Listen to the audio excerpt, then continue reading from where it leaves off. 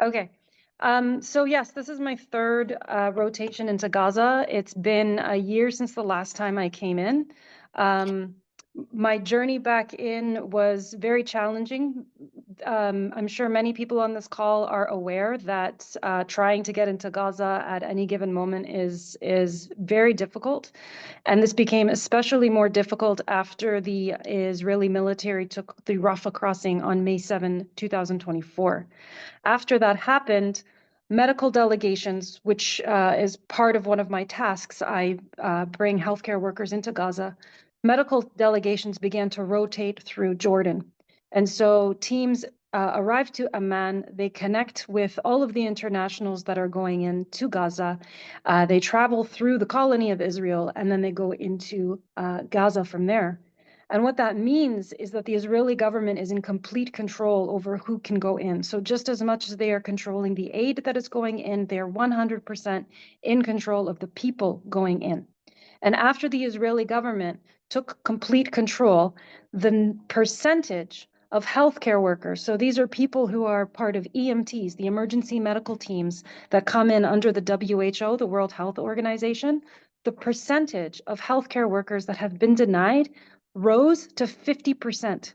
So nearly half of every single person that applies to go in is denied. And no one is ever given any reason why. I myself attempted re-entry. So when I went in twice, it was through Rafah.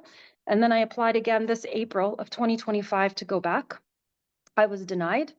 I applied again. I was denied. So I hired a lawyer and I filed an appeal. And it took about 5 months. And the Israeli military came back and said, okay, she can reapply, but there's no guarantee. She comes to the border, she gets interrogated, and then we decide. And that's exactly what happened. So on Thursday, I arrived to the Allenby crossing, where I was interrogated by Israeli border security and ultimately let in. In that process, they manipulated my phone, which rendered it unusable, but I brought in a burner, so I wasn't concerned about any information getting into the wrong hands, let's say. But this is a perfect example of a microcosm of the impunity with which the Israeli government behaves, because we are healthcare workers, we are aid workers, we are coming in to dispense humanitarian assistance, and it is against international law for the Israeli government to behave this way.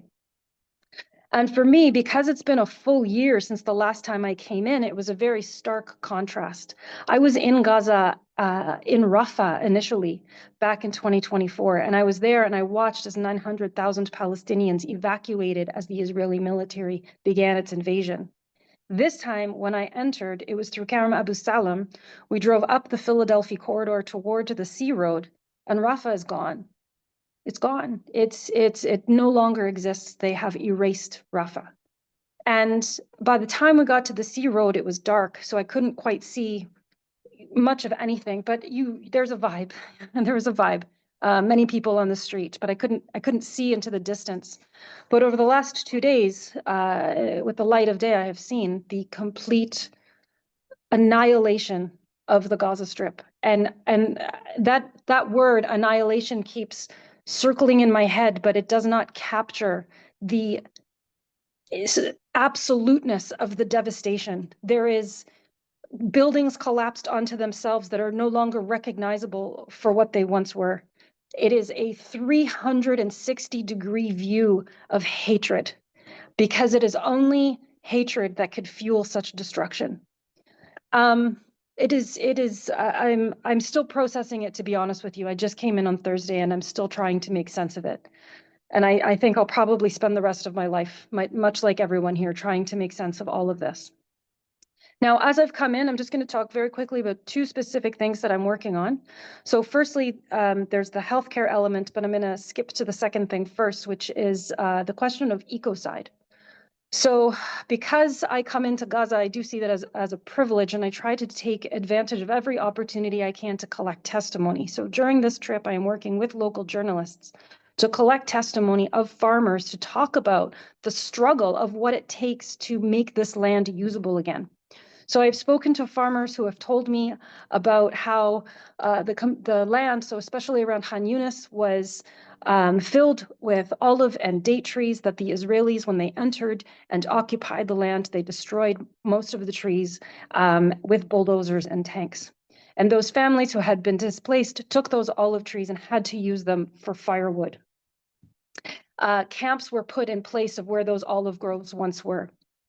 And they're telling me about how they make every effort they can to make this land a space where they can grow things, but they're faced with a complete inadequacy of supplies.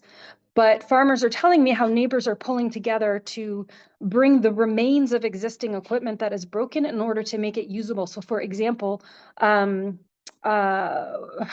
destroyed barrel of water is melted down to make another barrel of water. So they're trying to reuse what they have. And we talk about the health effects of this. The health effects of this are palatable, excuse me. The soil contamination is a very serious concern because especially in the Khan Yunis area, there's no known testing of the soil contaminants, and the land itself has been targeted by airstrikes, by phosphorus, by other kinds of munitions and bombs. But then there's the kind of unspoken health effects because the amount of work that is required to restore this land is tremendous. And some of these farmers are older and they really do require assistance, but they can't afford to pay anybody to help them. And so their own bodies are breaking down to try to produce the food to feed their families and their displaced neighbors. And another significant challenge is water. There's not enough water for crops and there's not enough water for people. And one farmer said to me, yes, our crops need water, but we're not going to water our plants at the expense of our neighbors who are thirsty. So continuously, every single day, despite the efforts that people are putting into bringing life back into the land, they are continuously met with challenges as a result of this violent genocide and this brutal military siege. So I'm trying to capture those testimonies for both record-keeping purposes. I'm a historian by training, so it's very important to me that the narrative is correct, and also to elevate the voices of those who are traditionally marginalized. The second main project that I'm working on is within healthcare, and what we do with GLIA is healthcare building capacity. And what we specialize in is essentially medical devices, so producing medical devices within low resource areas. And in fact, GLIA as an organization was born in Gaza through the creation of the world's first, and I'll see if I can try to show it to you, 3D printed stethoscope. So this was actually created inside Gaza. It's hard with the screen to show you. To get around the issue of the blockade back in 2012, because medical devices even back then were not getting in. And so it was produced using local printers. And if you can see the tubing that you would traditionally see in the stethoscope, this was actually pulled from the back of a Coca-Cola machine inside the Gaza Strip, because some of you may remember there used to be a Coca-Cola facility. And just to give you some more added context to that, the next major device that we produced was a tourniquet. So this is we call it the Gaza tourniquet. It was created here during the Great March of Return in 2018, when thousands of Palestinians were shot for peacefully protesting the illegal and unjust occupation. And now during this genocide, we've turned our attention to external fixation. So this is what I'm currently working on. So external fixators, for those who are unaware, are typically applied to people who have like crush injuries, which we saw a lot of during this genocide as buildings were collapsing on people. And this is a type of injury where a simple cast would not be enough. And so it's a device that's placed on the outside of the limb in order to secure it in place and to help it heal. The problem is the blockade. So much like no food, no water, no supplies, that also obviously includes medical equipment like external fixation. We teamed up with an organization in Western Europe to produce this component of the external fixator, and this is the clamp.